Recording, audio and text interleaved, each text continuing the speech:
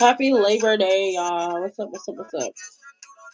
What's up? I do not own the rights to this music. Don't play with me. My, but my, only you what I want from when I try. Okay, so I have to finish up the blood moon eclipse video because for some reason I have to keep recording it. And this is my fourth time recording it, but I did get through Aries through Virgo. So now I'm going to do Libra through Pisces. So on September 7th, there will be a full blood moon eclipse in the sign of Pisces. And wherever Pisces falls in your chart, that's the area of life that the karmic effect is happening at. So for Libra rising people, this energy is happening in your sixth house of work, daily routines, your schedules, and your habits. So this is about changing something in your daily routine, giving up some habits, giving up some vices. And also you have the energy of Saturn here as of September 1st. Saturn is retrograding in your sixth house of daily routines, your work life, and your habits. So something karmic is coming to this area of life where you have to set clear boundaries. You have to let go of jobs that no longer serve you. You have to let go of vices that no longer serve you. You have to let go of, like I said, daily routines and stuff that is just wasting your time, and habits like maybe you watch TV all day and you don't get nothing done. You procrastinate on doing your chores and things that can help elevate you to the next level because you have the energy of Jupiter in your 10th house forming a trine to your sixth house energy. So it's telling you once you put the proper foundation in order, once you lay the proper foundation and brick by brick build yourself, it's going to have a long lasting effects. But first, you have to establish boundaries. You have to make it clear what you will do and what you won't do, what you deserve and what you won't go for, because Libra is always like a balancing act of what's fair, what's not fair, how should I give, how should I hold back. So once you learn the proper balance of that with Saturn energy here, you are going to learn that. You have no choice to learn that, and this is your final opportunity to learn that. Once you finally get it, if you don't get it, then you just get left behind. That's the energy of Saturn. Get it or get left behind, because it's your final lesson to learn the proper routines, to, wake up, be on the schedule, have structure to your life, have boundaries to your life. But let me know how that plays out for you if you're a Libra rising person. Scorpio rising people, this is a trine energy. So I feel like it's really positive energy for you. This is going to be affecting your fifth house of joy, your fifth house of children, your fifth house of romance, your fifth house of SE. We can't say that online, but for Scorpio people, this karmic energy is going to have an effect on, like I said, your children, your SEX life, your romantic life, your creations, your passions, and you're going to get one final chance to draw the line in the sand and be realistic about, your creativity and things that you want to produce in the world, and, how you want to be known as a creator, because a lot of you are into art. Some of you are teachers, because there's also a trine forming from your fifth house to your ninth house. So some of you have children going off to school. Some of you, like I said, are becoming teachers yourself, and pursuing higher, deeper education. Some of you, that is like occult knowledge stuff. Some of you are teaching, becoming astrologers, occultists, or whatever the case may be. And it's very positive energy happening for you on September 7th. Take advantage of that. But also remember, like I said, Saturn is here as of September 1st, telling you to make sure you have the proper structure, make sure you have the proper boundaries, make sure you have the proper routines in place to help elevate you to the next level where you want to be at.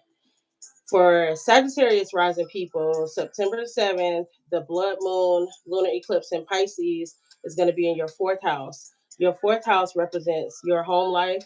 It represents your inner emotional state.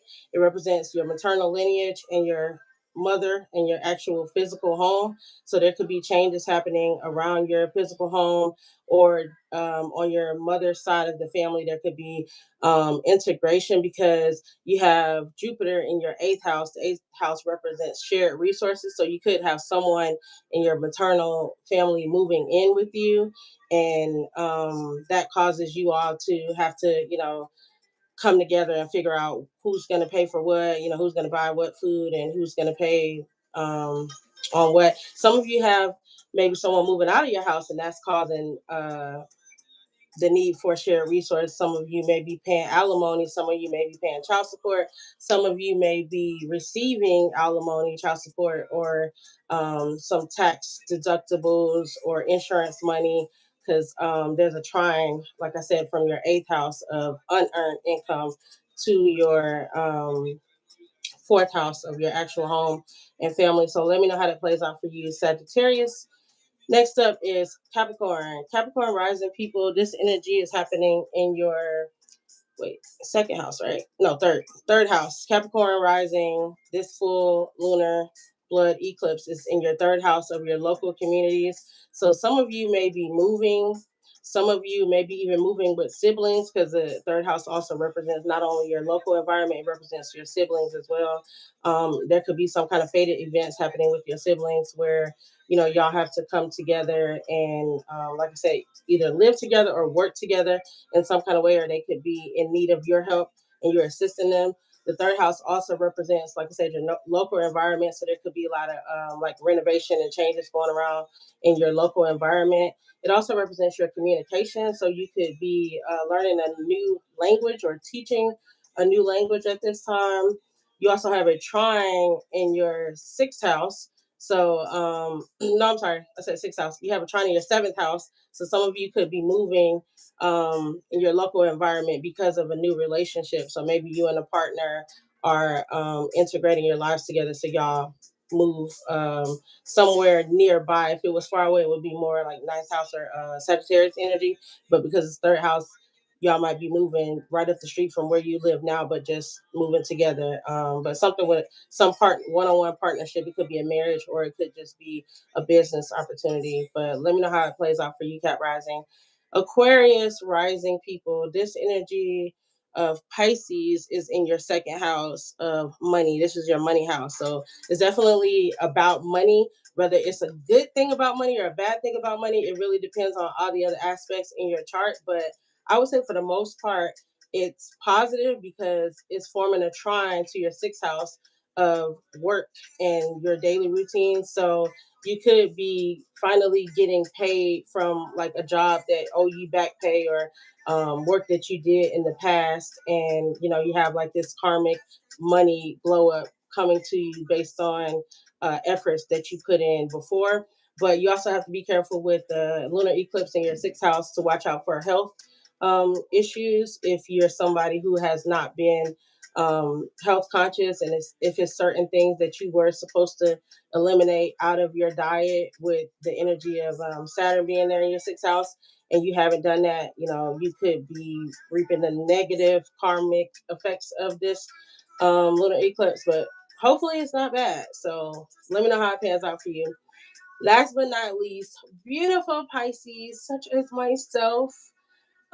This is our first house, and this is affecting absolutely everything about a Pisces. It's affecting your physical appearance, it's affecting your self-esteem, it's affecting your money, it's affecting your local environment, it's affecting your physical home life, it's affecting your mental state, it's affecting your day-to-day activities, your romantic life, your partnerships, your intimacy, your jobs, your career, your legacy, everything is changing, and it's starting at the beginning of September, on September 7th. But we also have, I think, around like the 27th, you have a total solar eclipse in Virgo, which is opposite of here. So everything, just expect everything to change, but you have the supportive energy of Jupiter in Cancer, wherever Cancer is in your chart. For some of you, for Pisces rising, it'll be your fourth house. So it'll be, support a family. It'll be and for some of you who are into like ancestral connections, you can have y'all Pisces, we're psychic, so you'll have dreams, you'll have like downloads, you'll have visions, just preparing you for what's ahead and what your future is going to look like. But with Saturn making its final showdown in the sign of Pisces, it's your final time to draw the line in the sand on your boundaries and the things you value and the way you value yourself and the way you make people prioritize you. Okay, can I get a Aries reading? My ex-wife has been showing up a lot. What does that mean? An Aries reading. Is your Aries, is it a sun Aries, rising Aries? Um, you have to send me some more details about that.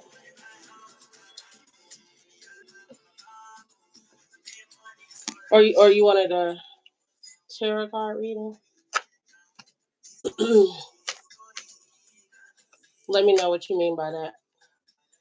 What is the Aries? Is it your sun sign? Is that your rising sign?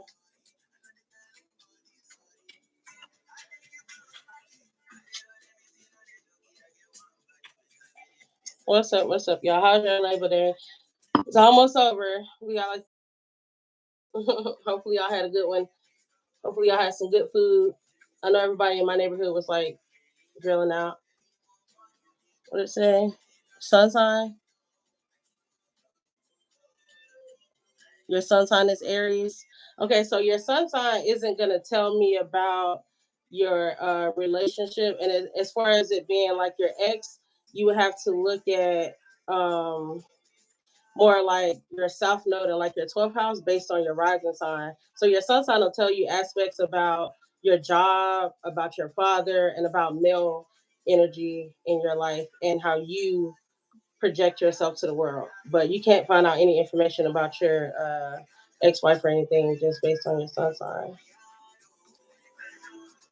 Unless you just wanted a tarot card reading, if that's what you were asking. But when it comes to like birth chart readings, you have to base it off your rising sign. Sometimes your moon in the Western world, they do the moon and the sun, but more accurately would be your rising sign.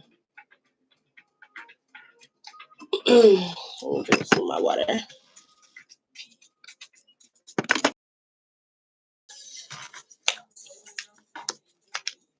You're welcome. You're welcome. You said just a reading, if that's okay. Okay, I'll go ahead and do a tarot card reading because um, I'm assuming you might not know your rising sign. Okay, so you said,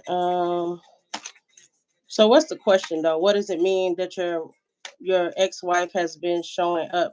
And do you mean like showing up in your dreams or showing up in your reality? Like, what do you mean she's showing up? She popping up on you? She pulling up to your house? Why is she showing up? We're just gonna ask, why is your ex-wife showing up? We'll leave it at that. All right, let's see. In reality, okay. Why is she showing up? What does she want?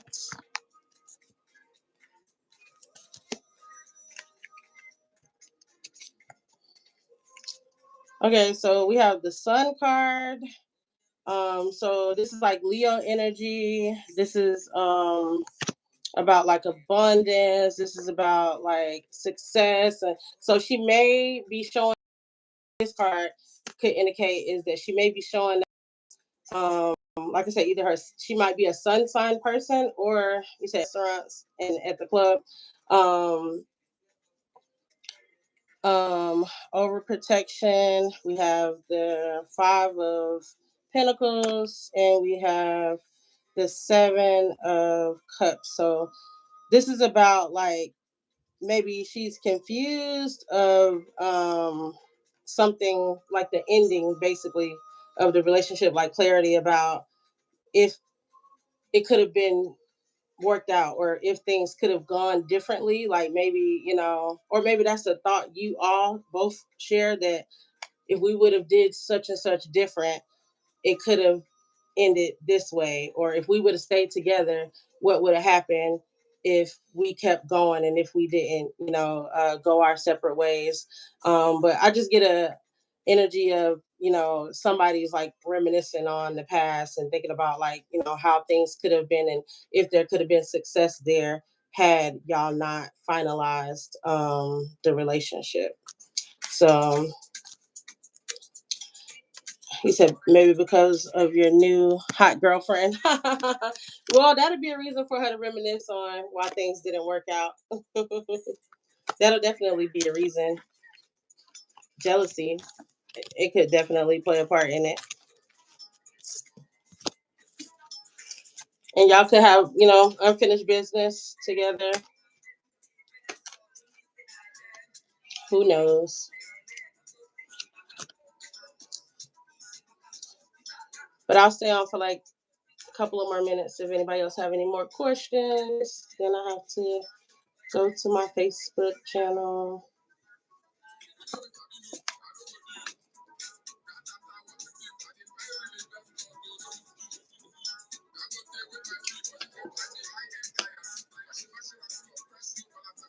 All right, y'all. Love y'all. Thanks for being here. I will be back tomorrow. Let's see. Are they gonna let me save it? Wait, because if I do that, oh, no problem. No need for super chat. Just join me next time. I appreciate it. Um, I want to save it because every time I don't save it, wait, highlight save. Okay, I think I did. Hopefully.